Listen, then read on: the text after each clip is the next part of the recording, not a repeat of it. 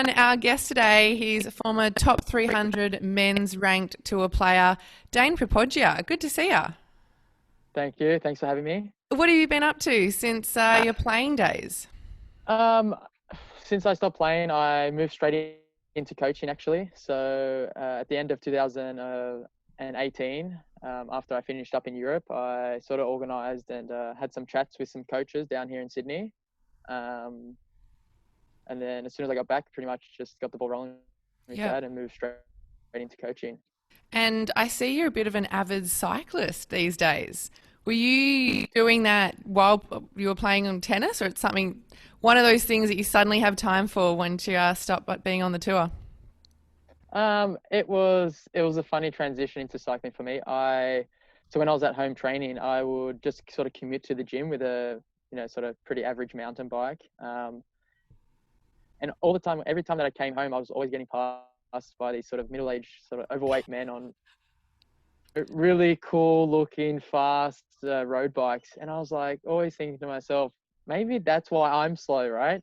So they were, flying past me, and I sort of pulled the trigger on a bike that I had no idea about, had no idea how to change the gears, or, I was sort of really a big, massive noob to it. Anyway, so bought it, looked online to sort of see how to ride it, where to ride it, saw that you could join a cycling club, and there was people that would sort of ride in the morning before work, and they'll do these epic adventures and do like 100+ kilometers in a day and do all these sort of cycling routes around Sydney.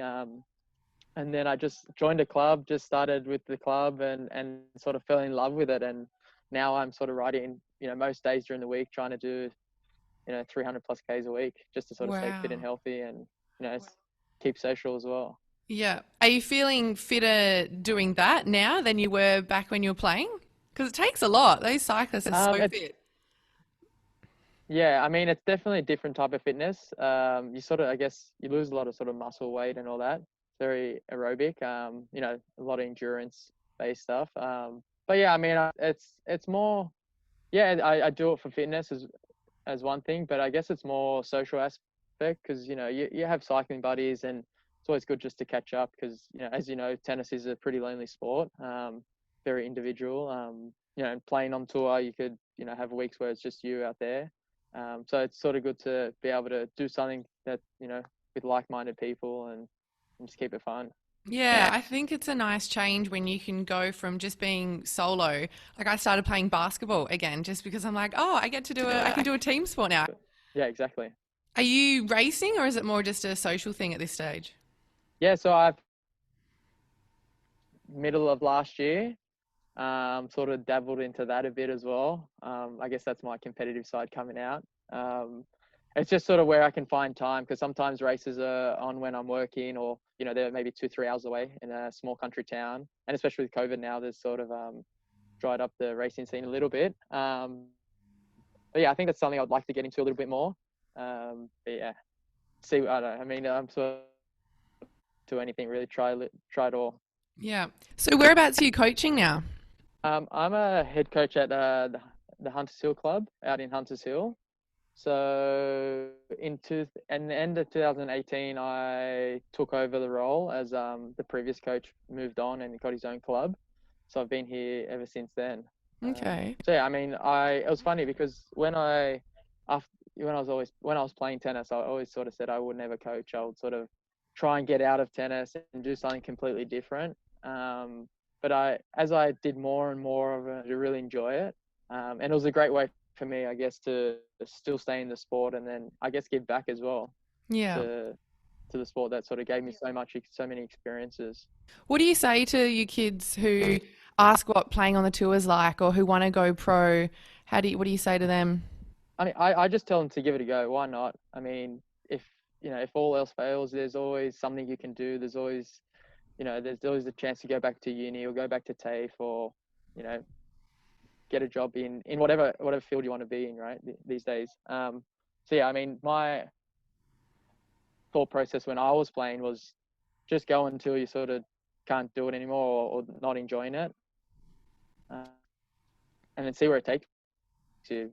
I never sort of thought I'd be able to play, some travel the world for, over 10 years playing tennis. But I did, and I was lucky enough, and I had so many great experiences and got to meet so many different people along the way, which, is a very special thing, I think. Yeah, absolutely. What about when you stopped playing? How did you go? How was that time?